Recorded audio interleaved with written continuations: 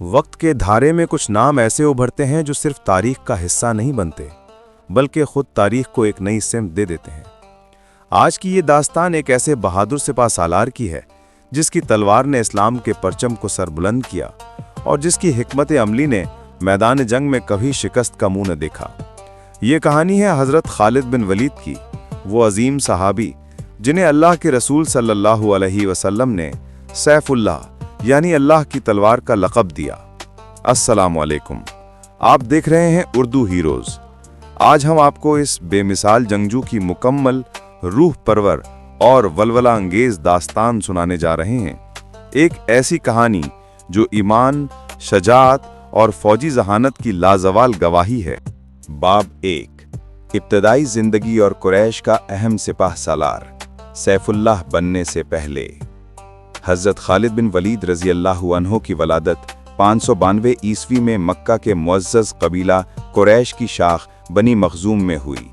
ये कबीला अपनी बहादुरी, घुड़सवारी और अस्करी महारत के लिए मशहूर था। खालिद रज़ी अल्लाहु अन्हु का ख़ानदान मक्का के चंद अमीर और बाअसर ख़ानदानों में से था और उनके वालिद वलीद बिन मुगीरा कुरैश के सरदारों में शुमार होते थे।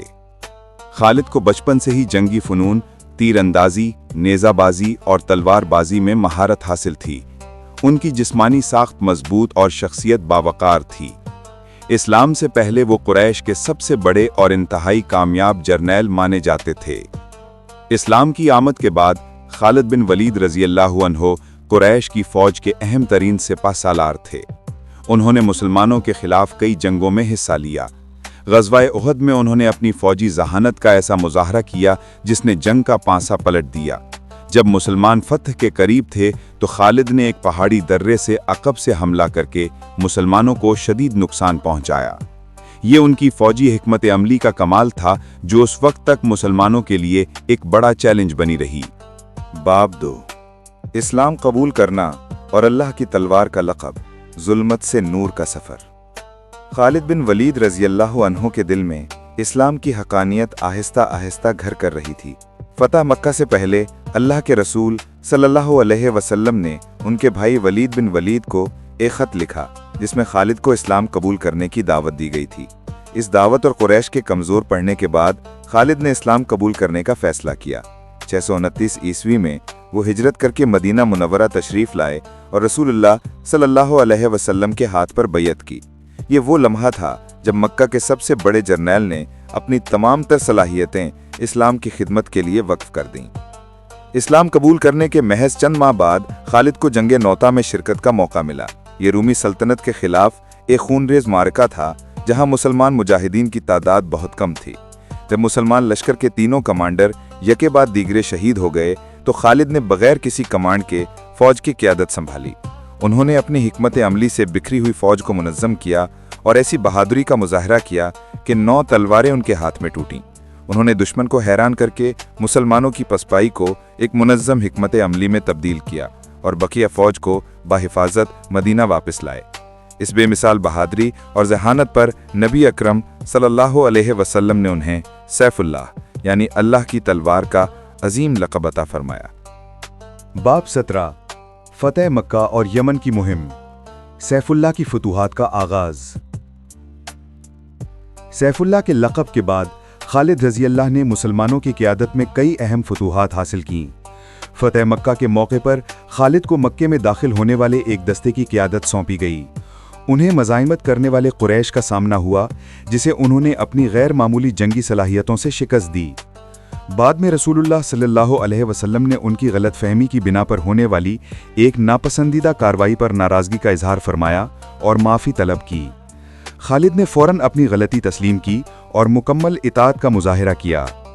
इसके बाद रसूलुल्लाह सल्लल्लाहु अलैहि वसल्लम ने खालिद रज़ी अल्लाह को यमन के इलाके बनु हारिस की तरफ दावत इस्लाम के लिए भेजा। ये एक अस्करी के बजाय तबलीगी मुहिम थी।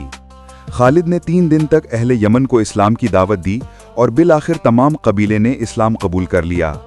ये उनकी महज जंगी नहीं बल्कि एक दाई की हैसियत से भी कामयाबी थी। बाब 4, रिद्दा की जंगें और नबूवत के झूठे दावेदारों का खात्मा, इस्लाम का दिफा। रसूल अल्लाह सल्लल्लाहु अलैहि वसल्लम के विसाल के बाद इस्लामी दुनिया को एक बहुत बड़े खतरे का सामना करना पड़ा, जिसे फितनाए रिद्दा कहा जाता है। कई कबाइल ने ज़कात देने से इनकार कर दिया और बाज़ ने नबूवत के झूठे दावेदार खड़े कर दिए। हज़रत अबू बकर सिद्दीक रज़ी अल्लाह अन्हो ने इस फितने के खिलाफ जिहाद का ऐलान किया और इस मुहिम की कमान हज़रत खालिद बिन वलीद रज़ी अल्लाह अन्हो के सुपुर्द की।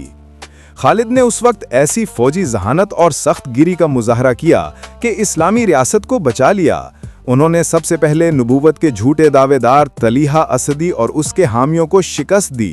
फिर सबसे बड़ा चैलेंज मुसैलमा कज़्ज़ाब था, जिसकी फौज की तादाद बहुत ज्यादा थी। जंग यमामा में मुसलमानों को शदीद नुकसान उठाना पड़ा, लेकिन खालिद ने अपनी बेमिसाल हिकमत अमली और अज़्म से मुसैलमा कज़्ज़ाब को शिकस्त दी और उसका खात्मा किया। ये जंग इस्लाम के लिए फैसला कुन साबित हुई और इस्लामी रियासत की बका को यकीनी बनाया। बाब 5, इराक की फुतूहात, फारसी सल्तनत से टकराव। हजरत अबू बकर सिद्दीक ने खालिद को फारसी सल्तनत के ज़ेरे नगी इराक की तरफ भेजा।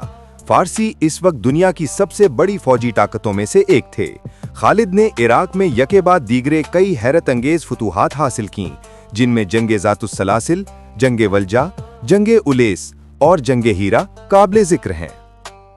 इन जंगों में खालिद ने अपनी कम फौज के साथ फारसियों की बड़ी और मुनज़्ज़म अफवाज को शिकस्त दी। उन्होंने ऐसी हिकमत अमलियों का इस्तेमाल किया जो फारसियों के लिए बिल्कुल नई थीं। ये फुतूहात फारिस की कमर तोड़ने वाली साबित हुईं और मुसलमानों के लिए इराक के दरवाजे खोल दिए। ये वो वक्त था जब सैफुल्लाह की तलवार हर तरफ फतह के झंडे गाड़ रही थी। बाब 6, शाम की फुतूहात और यरमूक का अजीम मार्का, रूमी सल्तनत का खात्मा। इराक की फुतूहात के बाद हजरत अबू बकर सिद्दीक ने खालिद को शाम की तरफ रवाना होने का हुक्म दिया। शाम उस वक्त रूमी सल्तनत का हिस्सा था और रूमी भी फारसियों की तरह एक अजीम फौजी ताकत थे। खालिद ने एक नामुमकिन नजर आने वाला कारनामा अंजाम दिया। उन्होंने अपनी फौज के साथ सहराए शाम को उबूर किया और रूमियों के खिलाफ कई कामयाब जंगें लड़ीं। शाम की फुतूहात में सबसे अहम और फैसला कुन जंग जंग यरमूक थी, 636 ईस्वी। ये इस्लामी तारीख की सबसे बड़ी और अहम जंगों में से एक थी। रूमियों की फौज की तादाद मुसलमानों से कई गुना ज्यादा थी, लेकिन खालिद ने अपनी बेमिसाल क़यादत और हिकमत अमली से रूमियों को ऐसी शिकस्त दी जो उनकी सल्तनत के लिए मौत का परवाना साबित हुई। इस जंग के बाद शाम में रूमियों का असर व रसूख हमेशा के लिए खत्म हो गया और मुसलमानों ने दमिश्क समेत कई अहम शहर फतह किए।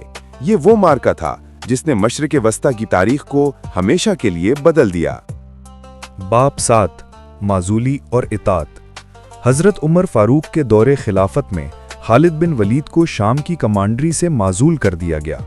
ये एक बहुत बड़ा और गैर मुतवक्को फैसला था, जिसकी वजह ये थी कि हजरत उमर नहीं चाहते थे कि लोग खालिद को फुतूहात का तन्हा सबब समझें और अल्लाह पर से भरोसा कम हो जाए। खालिद को जब अपनी माजूली का हुक्म मिला तो वो उस वक्त भी मैदान जंग में रूमियों के खिलाफ लड़ रहे थे। उन्होंने बगैर किसी शिकायत, शिकवा या बगावत के फौरन हुक्म की तामील की। उनका ये अमल उम्मत के लिए इताअत, सब्र और तकवा का एक अजीम नमूना बन गया। उन्होंने फरमाया, अगर मैं उमर के लिए लड़ता था तो अब भी अल्लाह के लिए लड़ता हूँ। वो एक आम सिपाही की हैसियत से जहाद में शामिल रहे और आखिरी सांस तक इस्लाम की खिदमत करते रहे। बाब 8, वसाल और विरासत, अल्लाह की तलवार का अब्दी आराम। हजरत खालिद बिन वलीद का वसाल 642 ईस्वी में शाम के शहर हुम्स में हुआ। ये एक अजीब बात थी कि वो सिपाह सालार जिसने मैदान जंग में सैकड़ों जख्म खाए और कभी शिकस्त न खाई, बिस्तर पर तभी मौत से वफात पा गया। उनके आखिरी लम्हात में उनके जिस्म पर कोई एक बालिश भी ऐसा न था जो जंग के जख्मों से खाली ना हो। विसाल से पहले उन्होंने अफसोस का इजहार किया कि वो शहादत के रुतबे पर फाइज न हो सके, लेकिन ये अल्लाह की मर्जी थी। खालिद बिन वलीद रजी अल्लाह अन्हु ने इस्लाम को एक फौजी ताकत बना दिया और ऐसी रियासत की बुनियाद रखी जिसने सदियों तक दुनिया पर हुक्मरानी की। उनका वर्सा सिर्फ फुतूहात नहीं बल्कि फौजी जहानत, ईमान, इताअत, तकवा और गैर मुतज़लज़ल अज़्म की वो मिसालें हैं जो आज भी हर मुसलमान के लिए मशअल राह हैं। हज़रत खालिद बिन वलीद रजी अल्लाह अन्हु की ये लाज़वाल दास्तान आपको कैसी लगी? उनकी बहादुरी, हिकमत अमली और ईमान से आपने क्या सीखा? कमेंट्स में ज़रूर बताइए। इस वीडियो को शेयर करके सैफुल्लाह की अजीम दास्तान दूसरों तक पहुंचाइए। उर्दू हीरोज को सब्सक्राइब करना मत भूलिए।